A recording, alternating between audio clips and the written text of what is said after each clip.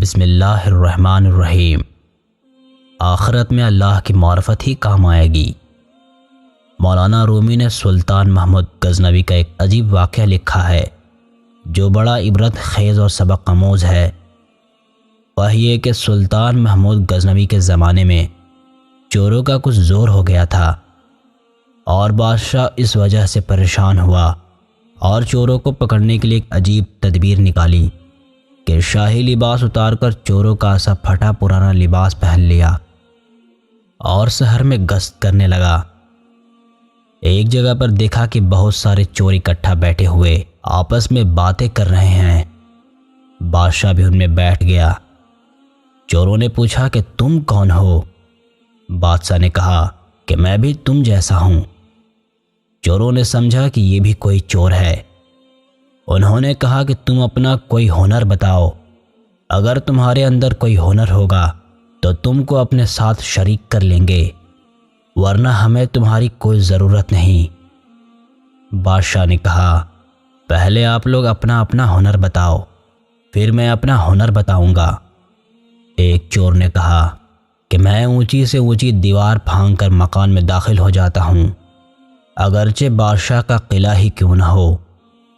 دوسرے نے کہا کہ میری ناک کی یہ خاصیت ہے کہ کسی جگہ کی مٹی کو سونگھ کر بتا دیتا ہوں کہ یہاں خزانہ ہے یا نہیں۔ تیسرے چور نے کہا کہ میرے بازو میں اتنی طاقت ہے کہ میں گھر میں گھسنے کے لیے اس میں سوراخ کر سکتا ہوں۔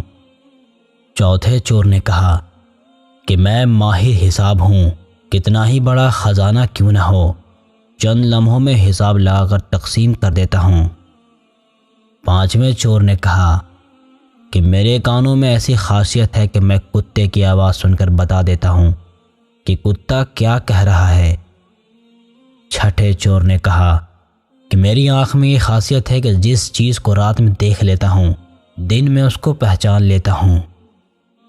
اب بادشاہ نے کہا کہ میری داڑھی میں یہ خاصیت ہے کہ جب مجرمین کو پھانسی کے لیے جلاد کے حوالے کیا جاتا ہے اس وقت اگر میری داڑھی ہل جاتی ہے تو مجرمین پھانسی کے پھندے سے بچ جاتے ہیں۔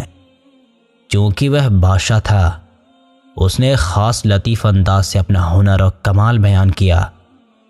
سارے چور یہ بات سن کر خوش ہو گئے اور کہنے لگے کہ آپ تو چوروں کے قطب ہیں، جب ہم کسی مصیبت میں پھنس جائیں گے تو آپ ہی کے ذریعے ہمیں خلاصی مل سکتی ہے۔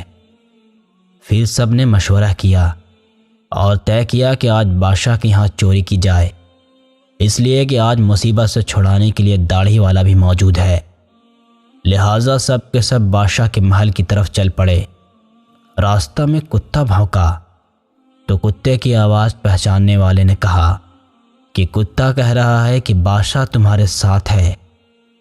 لیکن چور پھر بھی چوری کے ارادے سے باز نہ آئے اور بادشاہ کے یہاں چوری کر ڈالی اور خزانہ لوٹ لیا، اور جنگل کی طرف آئے اور وہاں بیٹھ کر ماہر حساب نے حساب لگا کر چند منٹوں میں سب تقسیم کر ڈالا۔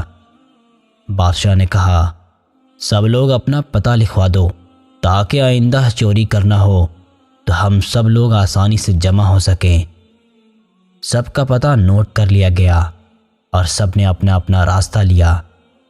اگلے دن بادشاہ نے عدالت لگوائی اور پولیس کو حکم دیا کہ سب کو پکڑ کر لاؤ۔ جب سب چور ہتکڑیاں ڈال کر حاضر کیے گئے، بادشاہ نے سب کو پھانسی کا حکم دے دیا اور کہا کہ اس مقدمے میں کسی گواہ کی ضرورت نہیں کیونکہ سلطان خود وہاں موجود تھا۔ یہاں ایک بات ضمناً عرض کرتا ہوں کہ اسی طرح قیامت کے دن اللہ کو کسی گواہ کی ضرورت نہیں ہوگی، اس لیے کہ تم جہاں بھی موجود ہو وہ تمہارے ساتھ ہے۔ اگر تم دو ہو تو تیسرا خدا ہے، چار ہو تو پانچواں خدا ہے۔ جب تم بدکاریاں کرتے ہو تو اللہ سب دیکھتا ہے۔ اللہ کو کسی گواہ کی ضرورت نہیں، اس کے باوجود جو قیامت کے دن بندوں پر تمام حجت کرنے کے لیے ہاتھوں اور پیروں کی، فرشتوں کے اور صحیفہ اعمال کی گواہی ہوگی۔ الگر جب چور پھانسی کے تختے پر کھڑے ہو گئے تو وہ چور جو آنکھوں کی خاصیت والا تھا اس نے بادشاہ کو پہچان لیا کہ یہ وہی شخص ہے جو رات ہمارے ساتھ تھا وہ تخت دار سے چلایا کہ حضور کچھ دیر کے لیے امان دی جائے اور آپ سے تنہائی کا موقع دیا جائے۔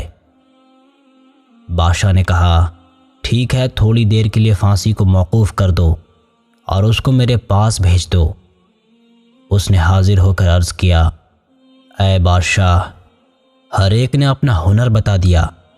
ہمارے وہ ہنر جن پر ہم کو ناز تھا، انہوں نے ہماری بدبختی کو اور بڑھایا کہ آج ہم تختہ دار پر ہیں۔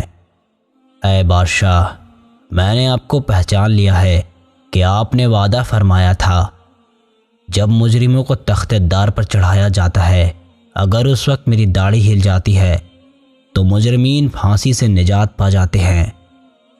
لہٰذا آپ اپنا ہنر ظاہر فرمائیے تاکہ ہماری جان خلاصی پائے۔ سلطان محمود اس کی یہ باتیں سن کر مسکرا پڑے اور سلطان محمود نے کہا تمہارے ہنروں نے تمہیں مبتلا قہر کر دیا، لیکن یہ شخص جو سلطان کا عارف ہے، اس کی چشم سلطان شناس کے طفیل میں تم سب کو رہا کیا جاتا ہے۔ اس عجیب و غریب قصے کو بیان کر کے مولانا روم کہتے ہیں دنیا میں ہر شخص اپنے ہنر پر ناز کر رہا ہے۔ بڑے بڑے اہل ہنر اپنی بدمستیوں میں مست اور خدا سے غافل ہیں، لیکن کل قیامت کے دن ان کی یہ ہنر کچھ کام نہ آئیں گے، بلکہ یہی دنیاوی ہنر ان کو مبتلا عذاب کر دیں گے۔ اور اس کے برخلاف جن لوگوں نے اس دنیا کے اندھیرے میں اپنے حقیقی بادشاہ اللہ کو پہچان لیا اور اس کی معرفت اپنے دلوں میں پیدا کر لی، قیامت کے دن یہ خود بھی نجات پائیں گے اور ان کی سفارش گناہگاروں کے حق میں قبول کی جائے گی۔ یاد رکھو کہ جس نے دنیا کے اندھیرے میں اللہ کو پہچاننے کا ہنر سیکھا تو پھر دوسرا ہنر سیکھنا کچھ مضر نہیں، کیونکہ پھر کوئی بھی ہنر آپ کو اللہ سے غافل نہیں کر سکتا۔ ڈاکٹر انجینئر بننا منع نہیں، بشرطے کہ آپ اللہ سے غافل نہ ہوں۔ اس حکایت سے معلوم ہوا کہ چشم سلطان شناس ہی کام آئی، باقی ہنر تختہ دار پر لے گئے۔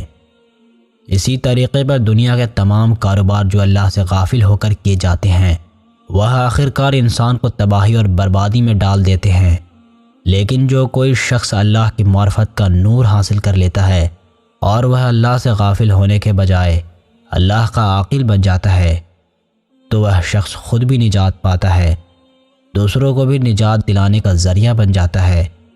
اس لیے سب سے بڑی چیز اللہ کی معرفت ہے۔ اللہ پاک سے دعا ہے کہ اللہ پاک ہم سب کو ان واقعاتوں سے سبق حاصل کرنے اور اس پر عمل کرنے کی توفیق عطا فرمائے۔ آمین۔